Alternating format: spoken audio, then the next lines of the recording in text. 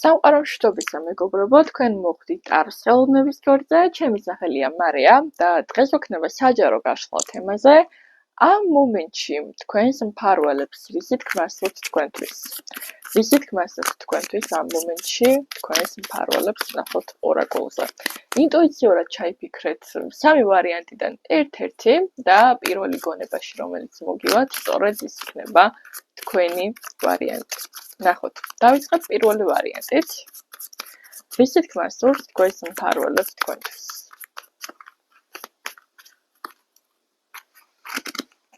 პირველი ვარიანტი, ვისით გმასვით თქვენს მფარველებს თქვენთვის. პირველ რიგში გეტყვით ესეთ რაღაცას. ძალიან მნიშვნელოვანია ახლა ყველაზე მეტად ირწმუნოთ სიყვარულის. ბოლო პერიოდია, დიდი ალბათობით ჩემი ჩაცმულობა როგორ შეეფერება. ბოლო პერიოდია თითქოს რწმენა დაკარგეთ ნამდვილი სიყვარულის არსებობის და შეიძლება ცოტა გულმოდგენი ხართ ამის გამო, შეიძლება იმედგაცრუებული, უნდობლობა გაგიჩნდათ ამ ყოველივეს საკითხზე, თუმცა რეალურად ახლა ამ მომენტში არ არის იმის დრო თქვენს ცხოვრებაში გამოჩნდეს სწორი ადამიანი.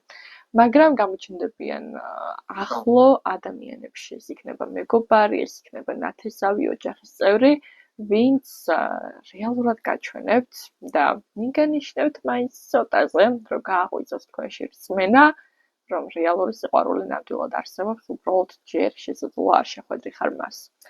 ასევე მნიშვნელოვანია აიღო კონკრეტული დრო დასასვენებლად, რადგან შენი გონება ახლა ძალიან გადატვირთულია ნეგატიური ინფორმაციით, ნეგატიურ გარემოში გიწევს ყოფნა, შეიძლება ინფორმაციას ისმენ მაგალითად ხშირად ხო ან Facebook-ის სკროლაში, მოკლედ წულის მეტი ვერაფერი ვერ გაიგე, ხო?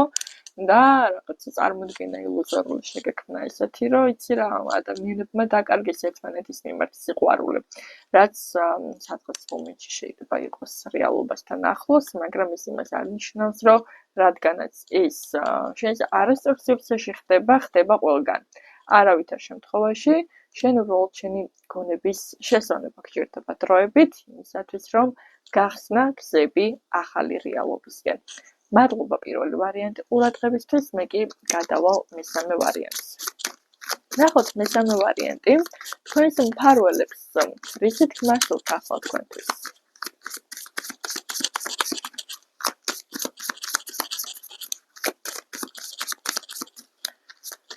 თქვენს მფარველებს მეორე ვარიანტი, რისით გმასვით ახლა თქვენთვის.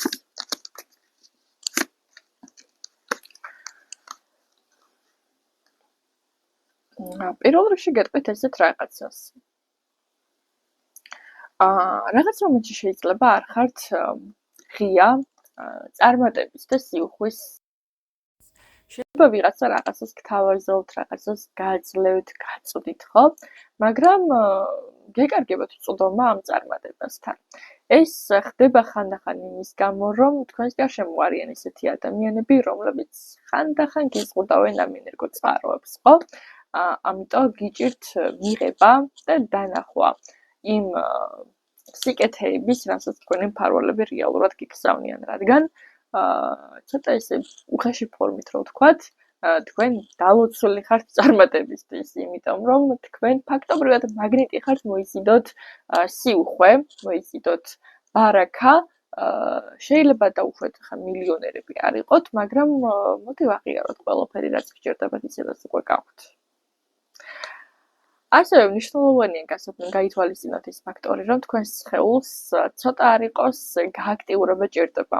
ვინაიდან და რადგანაც თქვენ სიტყვიერად ვეღარ ხარჯავთ ემოციებს და სჭირდება სხეულს რომ გამოხატოს ეს ყოველივე რაღაცაში გადაიტანოს და ამანიფესტიროს. სჭირდება რომ იმოძრაოს, სჭირდება რომ რეალიზება მოახდინოს ამ ყოველივეს, ხო? აი დაუშვათ ძალიან ესეთი მაგალითი რომ მოვიყვანოთ რა. დაუშვათ შეჭამე ძალიან ბევრი და აი გეზარება ეხა ადგომა და განწრება, როცა რეალურად ძალიან საჭიროა.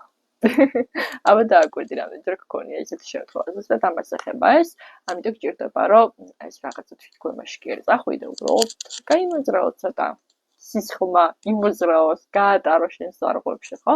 და გააქტიურდე უფრო მეტად ფიზიკურად ის რომ წარმატებას.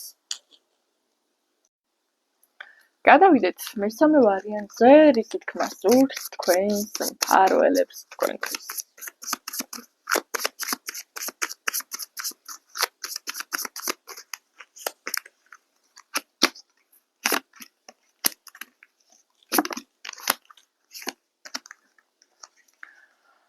პირველ რიგში მესამე ვარიანტი სამყარო გეუბნებათ ესეთ რაღაცას. თქვენ ფლობთ ისეთი ტიპის სპირიტუალურ ცოდნას და სწავლებებს, რომელიც წესით წინსვლაში უნდა გეხმარებოდეთ და გქონდეთ უფრო მეტი მიმღებლობა და ნდობა სამყაროსადმი.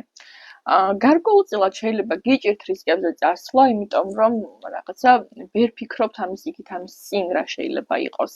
საყრდენი რა გაქვთ ამასთან დაკავშირებით. კარგი იქნება აქ რისკებზე თუ წახვალთ და გულით მიენდობით სამყაროს მოვლენებს, ვინაიდან ეს რეალური სურვილია რომ იმოქმედოთ, რეალური სურვილია გამოხატოთ და გამოიტანოთ ეს თქვენი შინაგანი მისტიურობა გარეთ და ნუ გეშინიათ თქვენი ამ ნაწილეს, იმიტომ რომ მნიშვნელოვანი აქ გქონდეთ რაღაცა თქვენი კონკრეტული სივრცე, სადაც თვით გამოხატვა შეძლებთ.